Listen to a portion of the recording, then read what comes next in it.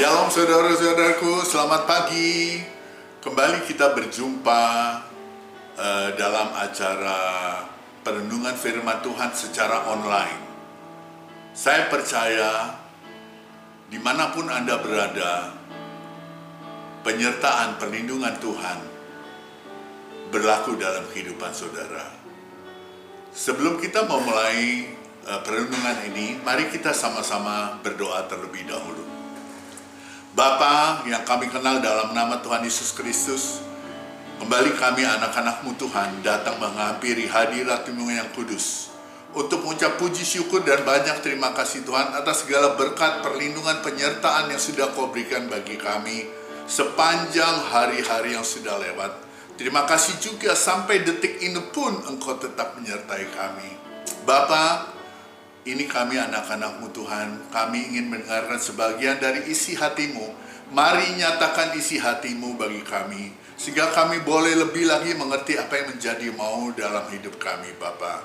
Urapi hamba-Mu yang sederhana ini Tuhan, dengan pengurapan yang dari sorga. Demikian juga anak-anak-Mu dimanapun mereka berada, pengurapan yang sama menyertai mereka.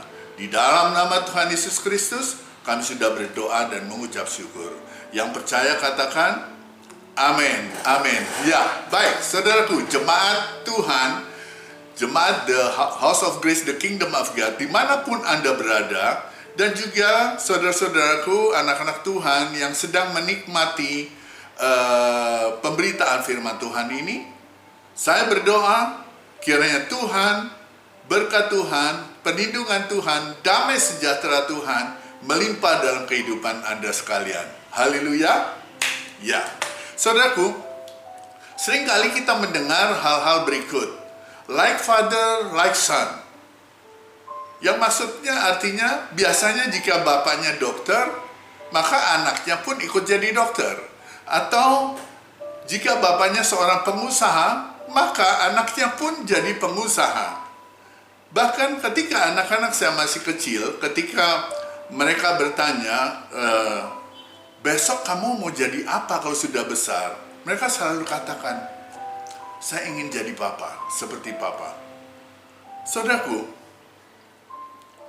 terlebih dari itu, DNA dari seorang bapak pasti ada pada anaknya. DNA itu adalah asam nukleat yang menentukan bahwa dia adalah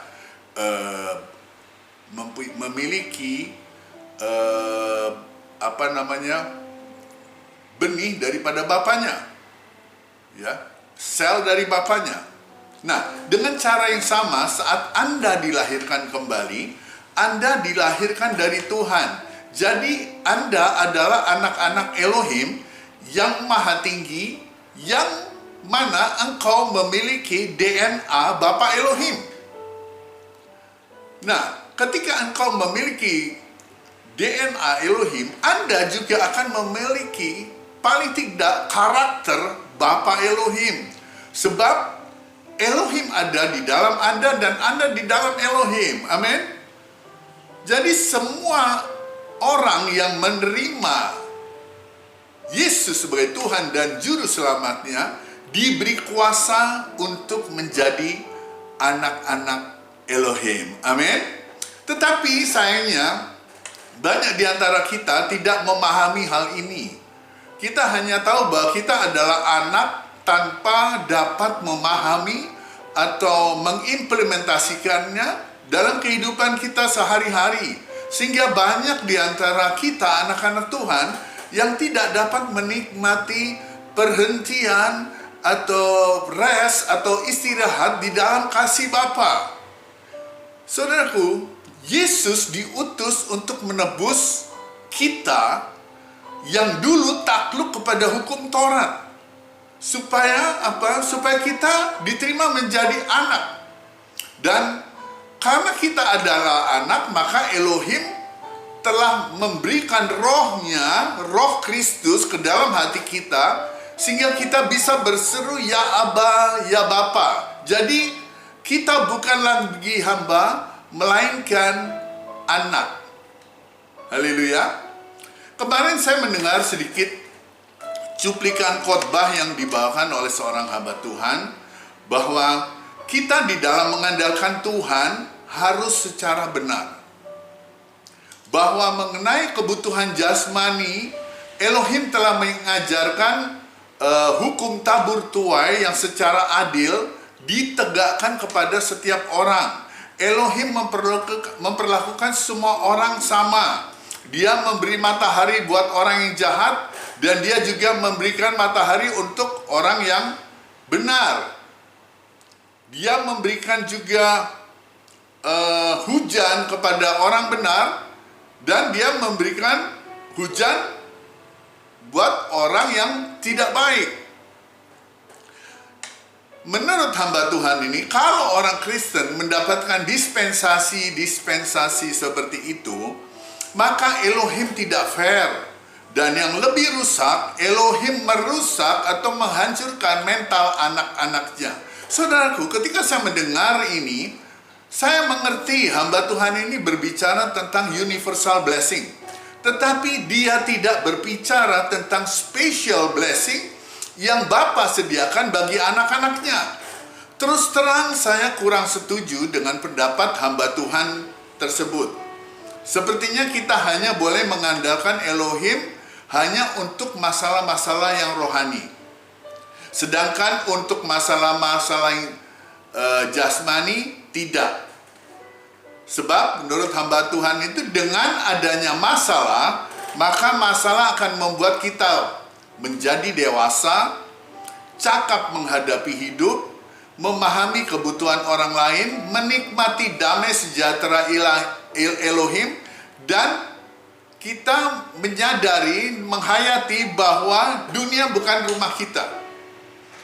Saya dapat mengerti maksud dari hamba Tuhan tersebut, bahwa kalau masalah datang, ya dihadapi. Benar, tapi bukan berarti ketika masalah datang, kita tidak boleh mengandalkan Bapa. Amin. Coba perhatikan ini. Pertama, bagaimana perlakuan Elohim terhadap bangsa Israel? Mereka disebut bangsa pilihan. Kenapa bukan bangsa yang lain? Kenapa harus bangsa Israel? Yang kedua, Elohim lebih mengasihi Yakub dan membenci Esau. Seperti telah tertulis, aku mengasihi Yakub dan aku membenci Esau. Jadi apakah Elohim tidak adil? Tidak mungkin. Sebab Elohim sendiri berkata kepada Musa, aku akan bermurah hati kepada siapa aku mau bermurah hati. Dan aku akan berbelas kasihan kepada siapa aku mau berbelas kasihan. Jadi saudaraku, semuanya itu adalah hak prerogatif daripada Elohim. Sehingga orang-orang percaya itu dapat menyatakan hatinya kepada Elohim seperti yang tertulis di Maleakhi 3 ayat 16. Kita akan baca bersama ya.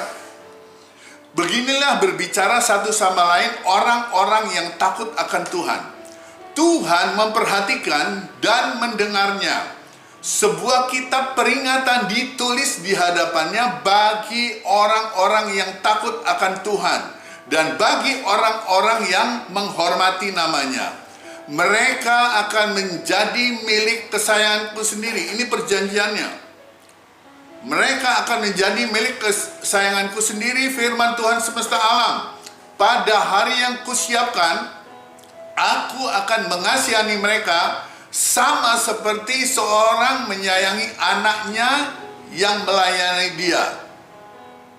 Jadi, kemudian di ayat yang ke-18 dikatakan, maka kamu akan melihat kembali perbedaan antara orang benar dan orang fasik, antara orang yang beribadah kepada Elohim dan yang tidak beribadah kepadanya. Jadi saudaraku, ada satu perbedaan antara orang benar dan orang fasik. Itu jelas dikatakan oleh firman Tuhan. Demikian juga Anda yang sudah ditebus dengan darah yang mahal. Engkau dibenarkan dengan pekerjaan yang sudah selesai Tuhan Yesus kerjakan di atas kayu salib. Jadi tidak ada sedikit pun andil atau usaha yang Anda lakukan untuk dibenarkan. Semua karya Tuhan Yesus. Amin. Jadi engkau sudah dibenarkan dan dikuduskan sekali untuk selama-lamanya oleh korban Kristus, dan itu bukan usahamu. Sebab firman Tuhan katakan, karena kasih karunia kamu diselamatkan oleh iman. Itu bukan hasil usahamu, tetapi pemberian Elohim. Itu bukan hasil pekerjaanmu. Jadi jangan ada orang yang memegahkan diri. Jadi saudaraku, di saat Anda berpikiran benar atau memahami dengan benar tentang status Anda, maka engkau akan hidup benar. Bukan hanya cara hidupmu yang benar, tetapi engkau akan mengalami kehidupan yang utuh, komplit dalam perlindungan dan pemeliharaan Elohim. Katakan amin. Saudaraku, pernahkah Anda perhatikan ketika Anda menanam tanaman, lalu tidak berapa lama kemudian tanaman itu tidak dapat bertumbuh dengan subur dan daun-daunnya mulai layu. Kira-kira apa Anda tahu penyebabnya? Benar, karena akar-akarnya tidak mendapatkan nutrisi yang baik. Begitu juga kita anak-anak Tuhan. Ketika kita selalu menerima berita-berita menakutkan, maka kita akan mengalami ketakutan, seperti misalnya ketakutan akan masa depan, ketakutan akan kondisi keuangan, ketakutan akan kondisi kesehatan, dan lain sebagainya. Maka semua itu akan membuat kita menjadi stres. Karena engkau takut, engkau menjadi stres. Dan hasil stres itu termanifestasikan keluar seperti timbul sakit penyakit, depresi, kemiskinan, kegagalan, perceraian atau broken home, dan semua manifestasi dari kutuk seperti daun-daun yang layu itu. Amin. Menurut penelitian ilmu kedokteran, lebih dari 75% penyakit itu timbul karena stres pikiran. Hal ini di dalam istilah kedokteran itu disebut gangguan psikosomatis. Saya bukan seorang dokter ya, tapi ketika saya mencari apa penyebab penyakit, itu adalah sebagian besar karena stres. Jadi di mana pikiran mempengaruhi tubuh sehingga penyakit muncul dan kadang-kadang bertambah parah. Istilah gangguan psikosomatis ini digunakan untuk menyatakan keluhan fisik yang disebabkan atau diperparah oleh faktor psikis atau mental, seperti stres dan rasa cemas. Itu yang terjadi. Keluhan-keluhan ini terjadi ketika seseorang merasa takut atau cemas. Lalu muncullah tanda-tanda seperti denyut jantung menjadi cepat, jantung berdebar-debar, mual, ingin muntah, kemudian ada juga yang merasa gemetaran, berkeringat, mulut kering, sakit dada, sakit kepala, darah tinggi, sesak napas, napas menjadi cepat, bahkan bisa terjadi nyeri pada punggung. Saudaraku perhatikan, sakit penyakit dan lainnya itu yang saya sebutkan tadi, itu hanya daunnya saja, seperti yang saya ilustrasikan tadi di atas. Dan jadi alangkah bodohnya jika kita hanya membereskan daun-daun itu, karena tanpa akar tidak akan ada daun. Haleluya. Justru saudaraku, kita harus membereskan akar permasalahannya. Nah, saudaraku perhatikan, akar permasalahan dari stres itu adalah dari ketakutan. Dan dari semuanya itu, jika kita gali lebih dalam lagi, maka akar yang terdalam adalah karena kutuk atau penghukuman. Dengan adanya kutuk penghukuman, maka timbul ketakutan. Karena adanya ketakutan, maka timbul stres. Dan dari stres ini terjadilah manifestasi dari semua kutuk. Saudaraku, kutuk penghukuman ini telah terjadi sejak manusia pertama, yaitu Adam, jatuh di dalam dosa. Menurut firman Tuhan, hal itu terjadi sejak di dalam kitab Kejadian, yaitu Ketika Adam jatuh ke dalam dosa dan Adam diusir keluar dari Taman Eden, maka Adam menjadi miskin. Saudaraku, coba kita perhatikan. Sebenarnya Adam dengan sempurna ditempatkan di Taman Eden oleh Elohim. Yaitu setelah Elohim menyelesaikan semua pekerjaannya. Setelah dia menciptakan semuanya, dia letakkan Adam di Taman Eden. Elohim sudah menyediakan segala sesuatunya dengan sempurna. Tetapi iblis memperdaya Adam dengan meminta Adam untuk melakukan sesuatu, untuk membuktikan bahwa Adam memenuhi syarat untuk menerima semuanya itu. Di mana seharusnya Adam tahu jika dia sudah cukup memenuhi syarat. Amin. Iblis menyodorkan identitas yang salah kepada Adam dengan mengatakan, kalau kamu makan buah dari pohon ini, maka kamu akan menjadi seperti Elohim. Padahal Adam, kenyataannya Adam sudah serupa dengan Elohim. Amin. Iblis katakan, lakukanlah supaya kamu menjadi seperti Elohim. Saudaraku, perhatikan. Ketika Yesus dicobai di padang gurun, iblis berkata kepada Yesus, jadikanlah batu ini menjadi roti.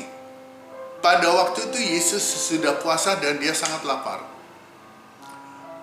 Dan iblis katakan, jadikanlah batu ini menjadi roti. Saudaraku, adakah hukum yang melarang itu? Yang melarang supaya bahwa Yesus untuk menjadikan roti? Nggak ada. Nggak ada hukum itu. Tapi iblis licik. Dia katakan kepada Yesus, jadikan batu ini menjadi roti. Kalau kamu memang anak Elohim.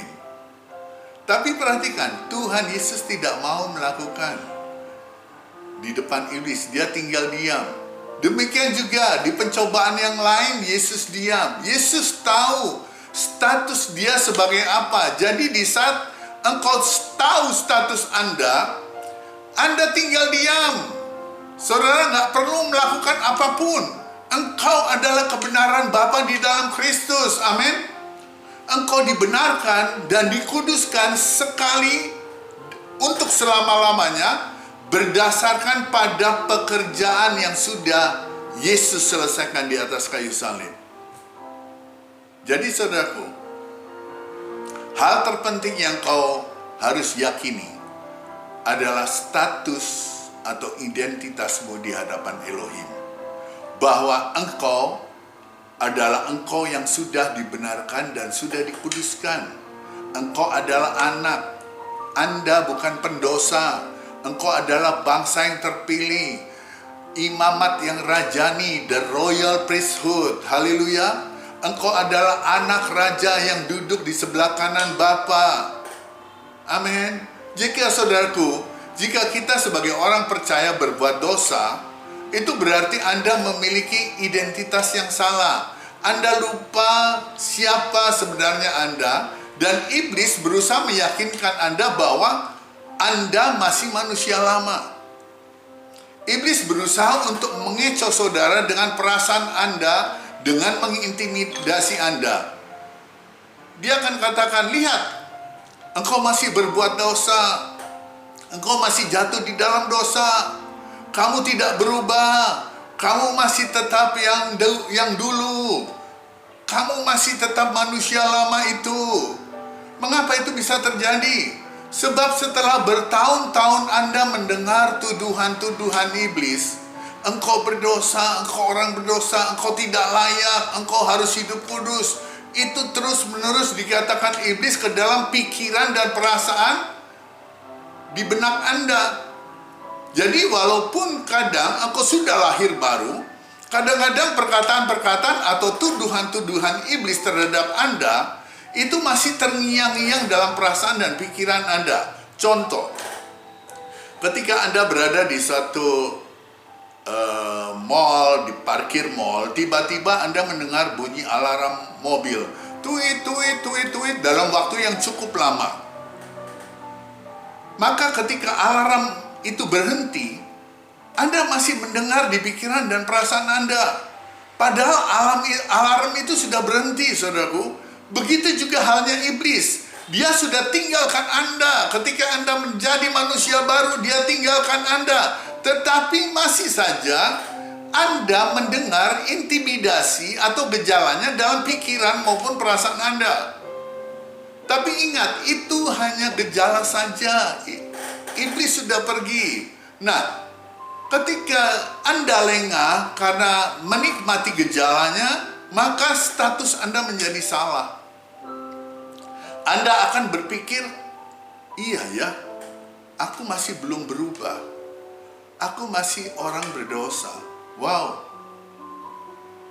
Akhirnya Anda akan jatuh. Sebab itu, bro and sis, wake up. Listen, dengar baik-baik. You are the righteousness of God in Christ. Anda kebenaran Bapa di dalam Kristus. Buang semua perasaan dan pikiran yang salah. Buang semua ketakutanmu. Setiap kali iblis mendakwamu, katakan, Tuhan Yesus, terima kasih. Semua itu sudah kau bayar di atas kayu salib. Aku adalah kebenaran Bapa di dalam Kristus. Aku sudah dibenarkan dan dikuduskan sekali untuk selama-lamanya. Dan katakan, iblis, enyah kau sekarang juga. Maka secara otomatis stresmu juga hilang. Dan semua gejala yang diakibatkannya juga akan hilang. Seperti sakit penyakit, depresi, kemiskinan, itu juga akan hilang. Karena apa? Karena akar yang terdalam, yaitu kutuk penghukuman, sudah hilang lenyap. Sejak engkau dibenarkan oleh darah Kristus. Dan karena kutuk penghukuman sudah dihancurkan, maka secara otomatis juga ketakutan itu juga hilang lenyap. Dan karena ketakutan itu hilang, maka hal itu juga melenyapkan semua stres serta semua manifestasi stres seperti sakit penyakit dan lain-lainnya. Haleluya. Itu yang terjadi. Mari kembali kita perhatikan seperti Adam. Dia ditempatkan oleh Bapa dengan sempurna. Pekerjaan yang telah diselesaikan oleh Bapa. Tetapi Adam gagal. Karena Adam melakukan apa yang diperintahkan oleh iblis. Ketika Adam berdosa kepada Elohim, sejak saat itulah Adam menjadi miskin. Saat itulah Adam menjadi sakit. Artinya, dengan berpeluh dia harus mencari makanannya. Seperti daun-daun yang layu yang sudah saya ilustrasikan di atas. Sakit penyakit, kemiskinan, stres, depresi, itu yang terjadi pada Adam. Dia stres untuk mencukupi kebutuhannya. Itu sebabnya dikatakan oleh Elohim, dengan berpeluh di wajahmu, engkau akan mencari makananmu. Yang sebelumnya semuanya sudah tersedia dan disiapkan Elohim, Taman Eden. Dan sekarang Adam harus mencari makanannya sendiri. Adam harus menanam sendiri. Itulah yang membuat Adam menjadi stres. Sekarang mari kita cari akar permasalahannya dalam kehidupan Adam. Saudaraku, sebelum dia mengalami kemiskinan, sakit penyakit, bahkan kematian, walaupun umur Adam mencapai 930 tahun, tapi dia tetap mengalami kematian. Adam mengalami stres. Kapan itu terjadi? Di saat Elohim berkata, dengan berpeluh di wajahmu, engkau mencari makananmu. Nah, hal itu yang membuat Anda stres. Karena apa? Semua karena dosa. Saudaraku, jika kita mencari lebih dalam lagi sebelum Elohim katakan dengan berpeluh di wajahmu, di mana Elohim menemukan Adam? Adam bersembunyi di semak-semak di antara pohon-pohon. Dan perhatikan ketika Elohim berkata kepada Adam, Adam, di mana kau? Di mana engkau? Apa jawaban Adam? Ketika aku mendengar bahwa engkau ada dalam taman ini, aku menjadi takut. Karena aku telanjang, sebab itu aku bersembunyi. Perhatikan, Adam menderita menjadi takut. Jadi akar yang lebih dalam dari stres itu adalah ketakutan. Halo, saudaraku, dengar baik-baik. Karena iblis nggak mau Anda mendengarnya. Apa yang saya katakan? Cabut akarnya dan buang, maka tanaman itu akan mati. Jadi akar stres adalah ketakutan. Dan jika kita masuk lebih dalam lagi, mengapa Adam penuh dengan ketakutan? Karena Adam merasa dikutuk, dihukum. Mengapa? Karena Adam memakan buah atau mengambil bagian dari pohon pengetahuan yang baik dan jahat. Apa itu hukum tentang yang baik dan jahat? Itu adalah hukum Taurat. Saudaraku, ketika engkau mengambil bagian dari hukum Taurat, maka engkau hidup di bawah kutuk. Seperti firman Tuhan katakan, semua orang yang hidup dari pekerjaan hukum Taurat berada di bawah kutuk.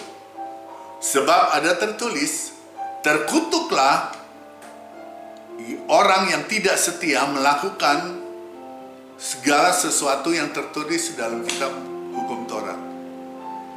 Jadi, saudaraku, ketika engkau mengambil bagian dari pekerjaan hukum Taurat, engkau hidup di bawah kutuk. Itulah yang membuat engkau menjadi stres dan segala manifestasinya. Saudaraku, dengar baik. Tidak ada seorang pun yang dibenarkan oleh karena melakukan hukum Taurat, tetapi hanya oleh karena iman kepada Yesus Kristus. Sebab itu kita percaya kepada Kristus Yesus, supaya kita dibenarkan oleh karena iman dalam Kristus, dan bukan karena melakukan hukum Taurat. Sebab tidak ada seorang pun yang dibenarkan. Perhatikan, ini firman Tuhan yang mengatakan, tidak ada seorang pun yang dibenarkan oleh karena melakukan hukum Taurat. Amin. Jadi saudaraku, cabut seluruh akar itu sampai akar yang terdalam, kutuk dan penghukuman itu, maka engkau terbebas dari ketakutan dan stres. Amin. Bagaimana caranya? Datang pada Yesus. Terima Tuhan Yesus sebagai Tuhan dan Juru Selamatmu secara pribadi. Karena dialah yang menghapus semua kutuk dan penghukuman atas dirimu dengan darahnya di atas kayu salib. Maka engkau memiliki status identitas yang jelas di hadapan Elohim. Engkau adalah kebenaran Elohim di dalam Kristus. Haleluya. Bagi kita, saudaraku, setiap masalah yang kita hadapi adalah maksud Bapa bagi kita untuk lebih lagi membuat kita mengenal dan menikmati kasih Bapa. Itu tujuannya. Engkau dijadikan anak bukan karena perbuatan-perbuatan baikmu, bukan karena kekudusanmu, dan bukan karena rajinmu ke gereja, tetapi engkau dijadikan anak hanya karena kasih Bapa. Elohim berkata kepada Musa, aku akan menaruh belas kasihan kepada siapa aku mau menaruh belas kasihan, dan aku akan bermurah hati kepada siapa aku mau bermurah hati. Jadi hal itu tidak tergantung kepada kita, saudaraku, tetapi pada kemurahan hati Bapa Elohim. Nah, ini janji Elohim buat kita. Kita baca di 2 Korintus 6 ayat 18. Dan aku akan menjadi bapamu, dan kamu akan menjadi anak-anakku laki-laki dan anak-anakku perempuan. Demikianlah firman Tuhan. Mungkin ada orang yang bertanya, mengapa banyak orang Kristen yang notabene disebut anak-anak Tuhan, tetapi tidak menikmati janji-janji Bapa? Jawabannya sederhana, yaitu engkau harus percaya bahwa kita semua adalah anak-anak Bapa Elohim karena iman di dalam Yesus Kristus, di dalam Yeshua HaMashiach. Saudaraku, status identitasmu bukan mulai dari starting point, di mana engkau harus mengusahakan dengan bergantung kepada kekuatanmu dan usaha-usaha spiritualmu, usaha rohanimu untuk mendapatkan perkenanan Bapa, di mana engkau pasti tidak akan mampu. Tapi status identitasmu mulai dari finishing point, yang telah dilakukan oleh Tuhan Yesus Kristus di atas kayu salib di Golgota. Ketika Yesus katakan it's finished, maka engkau sudah dibenarkan oleh darahnya, oleh karena anugerah, di mana engkau hanya menerimanya dengan iman, yaitu engkau sudah dibenarkan, dikuduskan sekali untuk selama-lamanya. Engkau adalah kebenaran Elohim di dalam Kristus. Sebab kamu semua adalah anak-anak Elohim di dalam iman kepada Yesus. Itu saja. Beberapa bulan yang lalu, menjelang pagi, tiba-tiba saya terbangun dan teringat bahwa saya masih ada masalah tentang rumah yang saya beli. Tapi saya tidak menerima rumah itu sampai sekarang. Sudah kira-kira berjalan hampir 10 tahun, bahkan lebih. Sehingga saya terbangun dan gak bisa tidur lagi. Saya mulai berencana untuk mengadukan hal ini kepada Kemenkumham, karena sepertinya masalah di pembelian rumah saya ini ada sedikit permasalahan, ya. Tapi kemudian saya sudah bayar, saudaraku. Saya sudah bayar cukup banyak, ya. Mungkin lebih dari separuhnya sudah saya bayar. Nah, ketika saya berencana seperti itu, tiba-tiba Bapak bicara, anakku, apakah kamu mau mengandalkan kekuatanmu sendiri? Atau kamu mau aku yang menyelesaikannya? Saya terdiam. Kemudian Bapak berkata, ingat bagaimana aku menyelesaikan masalah keuanganmu. Lalu saya berkata, aku mau engkau yang menyelesaikan Bapak. Dan saudaraku, setelah saya serahkan semua kepada Bapak, langsung damai sejahtera Elohim memenuhi hati saya. Dan saya bisa tidur. Saya percaya Bapak pasti sanggup menyelesaikan urusan saya. Haleluya. Nah, sebagaimana Bapak menyelesaikan masalah saya, demikian juga Dia akan menyelesaikan masalah-masalah saudara. Amin. Saudaraku, engkau boleh bergantung, mengandalkan Bapamu, bukan hanya masalah rohani, tapi juga masalah jasmanimu. Jangan lupa status Anda. Anda telah mengalami kelahiran kembali dalam keluarga yang sangat kaya. Elohim Bapa Anda memiliki segala-galanya. Dia katakan, punyakulah seluruh isi dunia ini. Amin. Jadi ketika engkau mengalami kesesakan, berseru kepada Dia. Berserulah kepada Elohim, maka Dia akan meluputkan engkau. Dia akan memenuhi segala apa yang kau butuhkan. Tapi kepada orang fasik, Elohim tidak akan mendengarkan doa mereka. Saudaraku, Anda memiliki Bapa di sorga yang sangat mampu memenuhi semua kebutuhan Anda. Elohim mampu memenuhi segala keperluanmu menurut kekayaan dan kemuliaannya di dalam Kristus Yesus.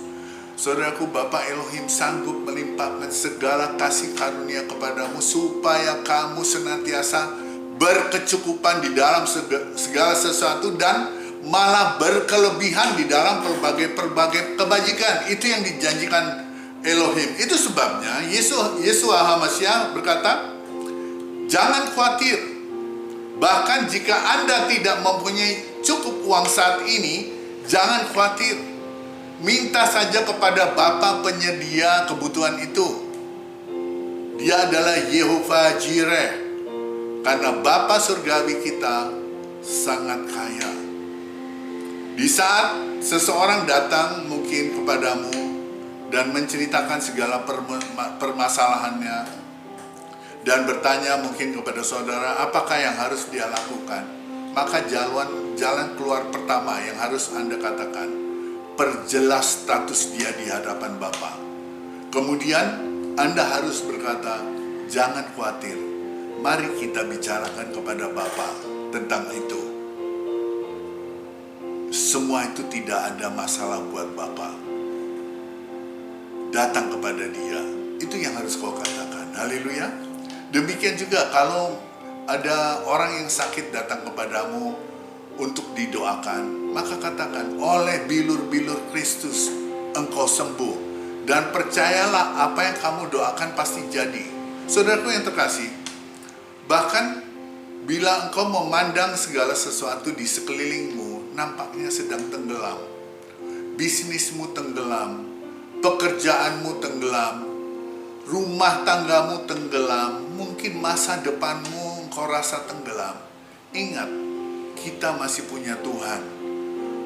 Tuhan kita masih Bapa Surgawi yang sama, yang menjaga bahtera Nuh untuk tetap terapung.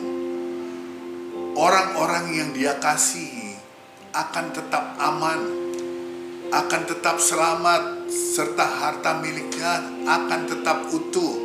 Dunia Anda tidak akan pernah tenggelam karena Anda adalah anak yang sangat dikasihinya.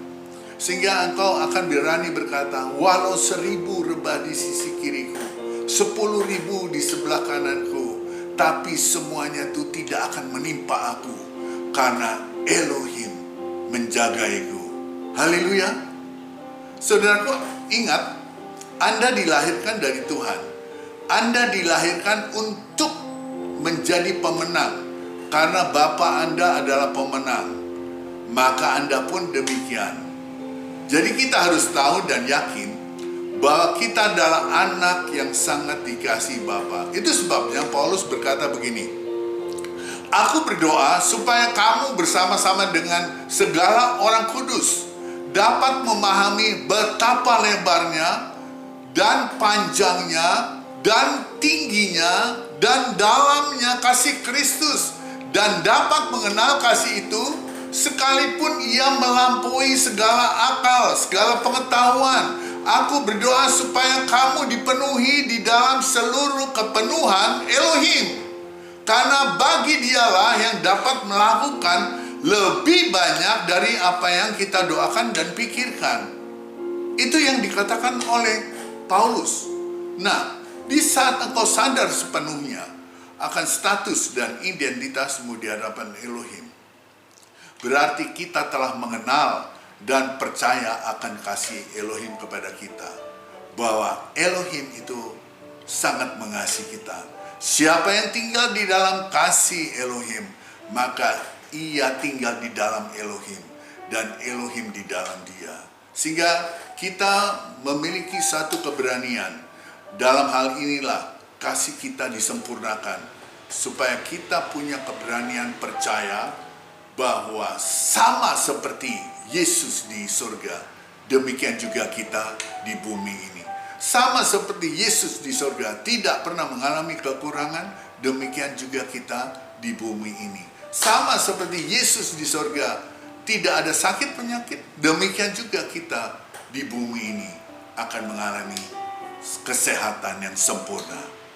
Haleluya. Tuhan Yesus memberkati. Mari kita berdoa. Bapa, kami bersyukur untuk kasih-Mu, untuk firman-Mu yang sudah kami dengar. Biarlah Roh Kudus Engkau menjabarkan lebih jauh lagi apa yang sudah kami terima, Bapa, sehingga kami boleh lebih lagi mengerti betapa Engkau sangat mengasihi kami. Ini kami anak-anak-Mu, Tuhan. Pegang tangan kami, jangan pernah lepaskan, sehingga kami tidak mudah diombang-ambingkan oleh tipu daya iblis, ya Bapa. Dan kami semakin hari semakin diperbarui dalam hidup kami, menjadi sempurna seperti Engkau, menjadi kudus, sempurna seperti Engkau, ya Bapa. Terima kasih Bapa, terima kasih Tuhan Yesus. Dalam nama Tuhan Yesus Kristus kami sudah berdoa mengucap syukur. Yang percaya katakan amin. Nah, saudara-saudaraku, jika Anda merasa diberkati oleh firman Tuhan ini, jangan lupa bagikan, share video ini untuk saudara-saudara yang lain atau teman-teman Anda yang lain, sehingga mereka pun boleh menerima berkat.